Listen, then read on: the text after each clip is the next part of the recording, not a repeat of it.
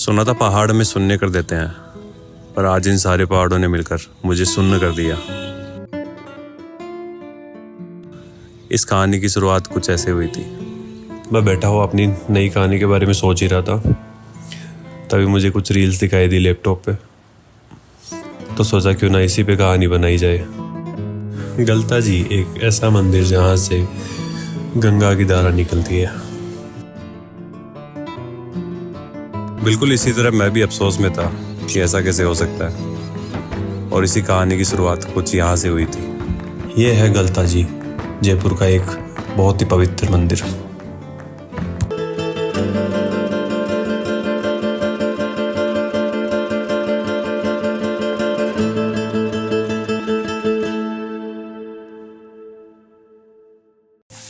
आगे बढ़ने के लिए मेरे को इनके झुके हुए सर और ये एक विशाल नगरी, बस यही काफ़ी थे मेरे लिए, और मैं सीधा आगे बढ़ गया।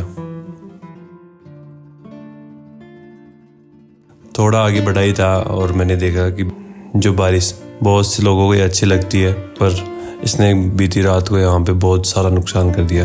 नुकसान ऐसे कि इसने एक पूरा कुंड मिट्टी से भर दिया। फिर क्या था, मैं थोड़ा और नीचे निकला। वैसे तो मुझे बहुत मज़ा आ रहा था, पर सीढ़ियों में मेरे शूज़ के अंदर से पानी जा रहा था, तो मुझे धीरे धीरे इरिटेटिंग करने लगा था ये चीज़। इन ऐसे नज़ारों के सामने वो सब बिल्कुल छोटा था, तो मैं सीधा फिर आगे निकल गया। थोड़ा आगे निकला ही ताकि मेरे दाहिनी तरफ मैंने देखा कि कुछ लोग पानी में डुबकी लगा रहे हैं। तब मेरे को एक बात तो समझ आ गई थी, हो सकता है ये वही पवित्र कुंड हो। तो मैं थोड़ा सा आगे बढ़ा और मैंने देखा कि हाँ, वो वही पवित्र कुंड है जिसमें लोग स्नान कर रहे थे।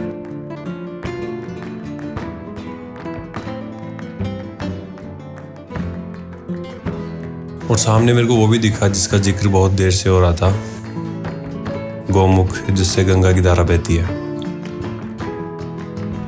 यहाँ तक आते आते मुझे कुछ बातों का विश्वास तो होने लगा था कि हाँ, इस जगह में कुछ तो दम है। ये इतने सारे फॉरेनर आए हुए एक चीज़ की गवाही और दे रहे थे कि हाँ, सही में ये बहुत ज़्यादा पवित्र है। यहाँ एक चीज़ और है, वो पवित्र भी है और इस मंदिर की रक्षा भी करती है। ये यहाँ के मंकी पवित्र भी माने जाते हैं, और इस मंदिर को मंकी टेम्पल के भी नाम से जाना जाता है। ये मंकी भी इस पानी में स्नान करते हैं और किसी इंसान को आज तक कभी नुकसान नहीं पहुँचा है। हाँ, एक बात ज़रूर है, ये आपका सामान ज़रूर ले जा सकते हैं आपके हाथों से, इसलिए इनको ह्यूमन नेचर के मंकीज़ कहते हैं और मंकी टेम्पल के नाम से भी जानते हैं। तभी वहाँ पे खड़े एक पीले वस्त्र पहने महाराज जी से मैंने कुछ पूछा, तो उन्होंने बताया कि ये कुंड कोई आम कुंड नहीं है, बहुत गहरा कुंड है और इसमें पूरे साल भर पानी रहता है। जैसे जैसे आगे रोचक तत्व और रहस्य की बातें मेरे सामने आ रही थी, तो इस कहानी में इतना ही मज़ा आने लगा था। बस मेरी कहानी को कंप्लीट करने के लिए ये चीज़ें बहुत काफ़ी थी। फिर क्या था, कुछ बातें हुई, मैंने उस कुंड का बना हुआ नक्शा देखा, और तब भी महाराज जी पता नहीं कैसे मुझ पर प्रसन्न हुए और अपने ऊपर बैठे बंदरों के बच्चे मुझ पर छोड़ दिए। पहले पहले तो मेरे को ये अजीब सा लगा, पर फिर अच्छा लगने लगा, क्योंकि ये मेरी लाइफ का पहला एक्सपीरियंस था। पर इस एक्सपीरियंस को छोड़ते हुए मैं आगे निकला तो एक और कुंड था, वहाँ भी लोग नहा रहे थे। वहाँ से थोड़ा आगे जाते ही मैंने देखा एक पूरी नगरी बसी हुई है, जिनके दोनों तरफ से वो नगरी ऐसे लग रही थी कि मुझे ही वो घूर रही हो।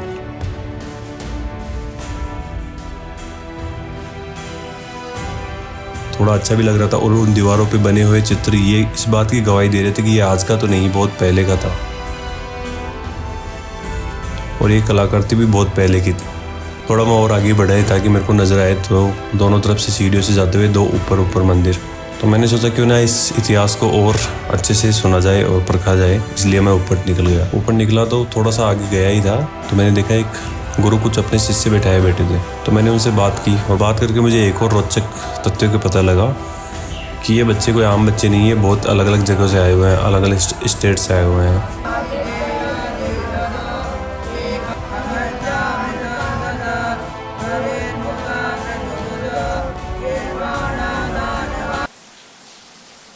ब्रह्मा जी के पौत्र हुए गालव, उन्होंने प्राचीन काल में 60,000 साल तक ऊपर जो 3 कुंड के ऊपर 3 मंदिर है, ब्रह्मा विष्णु महेश गालव ऋषि की मूर्तियां हैं। उन्होंने वहीं पर 60,000 साल तपस्या करी थी। तपस्या के प्रभाव से उनको गुरु दक्षिणा देना था। गालव ऋषि ने कहा बिना गुरु दक्षिणा के तो विद्या सिद्धि नहीं होती है, आपको कुछ न कुछ तो गुरु दक्षिणा लेनी पड़ेगी। तब गालव विश्वामित्र ने कहा कि अगर तुम्हें गुरु दक्षिणा ही देना हो तो 7 अश्वकर्ण घोड़े दे दो, जो कि पृथ्वी में मिलते ही नहीं है। 2 तो बड़े मुश्किल से मिले, बाकी 5 घोड़े उनको कहीं भी प्राप्त नहीं हुआ। उसी घोड़े को प्राप्त करने के लिए, गुरु दक्षिणा देने के लिए, घोड़े प्राप्त करने के लिए गालव ऋषि ने आकर के यहाँ 60,000 वर्ष तपस्या किया। तो इसका नाम गालवाश्रम पड़ा है। आजकल इसको अप्रभंश होकर के गालवाश्रम से अप्रभंश होते हुए इसका नाम गलता जी पड़ा है। आज भी गालव गंगा के नाम से प्रसिद्ध है। जो यहाँ गंगा बहती है, कुंड में जो गंगा पानी आती है वो गंगा नदी है।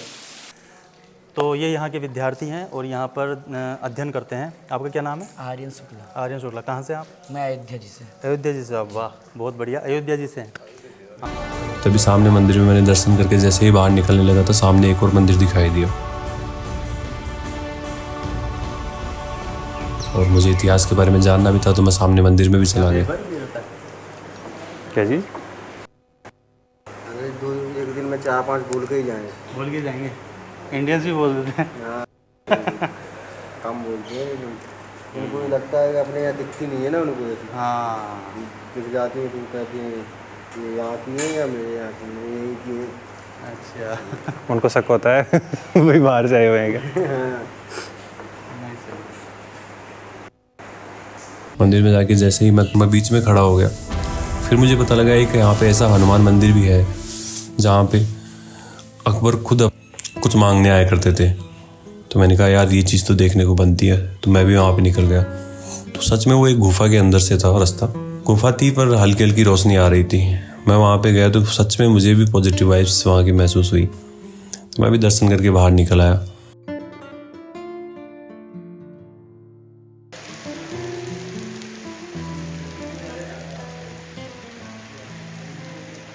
फिर मैं धीरे धीरे आगे बढ़ा तो मुझे और अंग्रेज दिखाई दिए जो कहीं अपनी श्रद्धा की डुबकी लगा रहे हैं। इतना देख के मेरे साथ वाले मेरे मित्र ने, अंकित भाई ने भी अपनी श्रद्धा की डुबकी लगा दी। बस यही मेरी कहानी का अंत हो गया।